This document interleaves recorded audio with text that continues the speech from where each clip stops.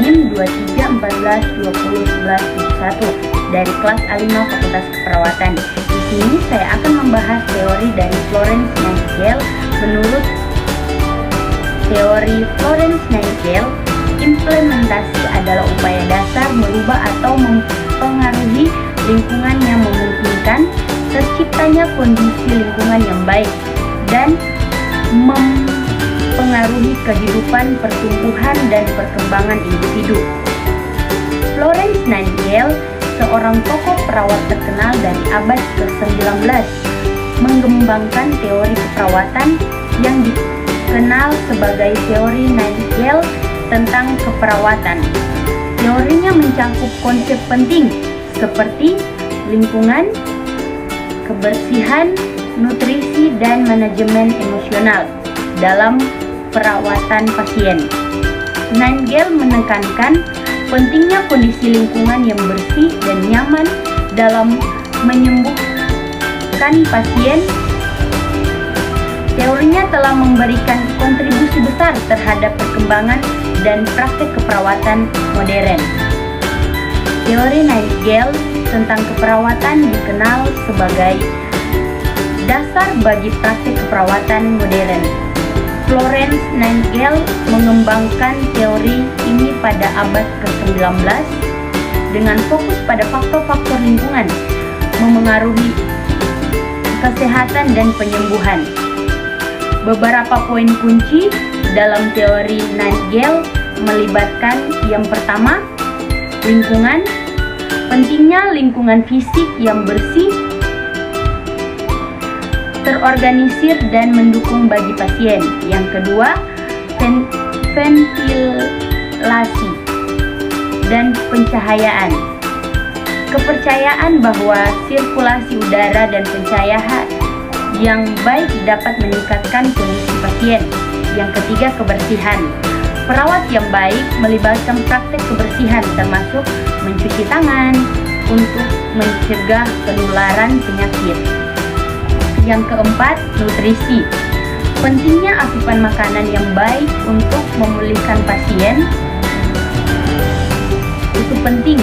Dan yang kelima, manajemen emosional.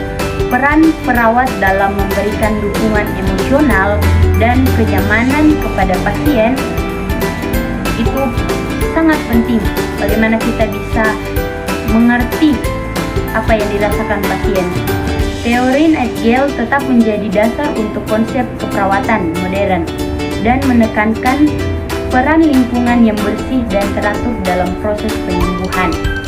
Keuntungan dan tujuan dari teori Nightingale adalah yang pertama, kita meningkatkan kesehatan pasien.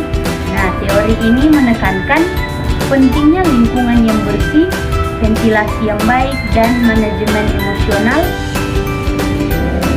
untuk mendukung proses penyembuhan pasien. Yang kedua, pencegahan penyakit. Fokus pada kebersihan dan sanitasi membantu mencegah penularan penyakit dan infeksi di antara pasien. Yang ketiga, pengembangan praktik keperawatan. Teori Nightingale menjadi landasan bagi pengembangan praktik keperawatan modern dan meningkatkan kualitas asuhan kesehatan. Yang keempat, peran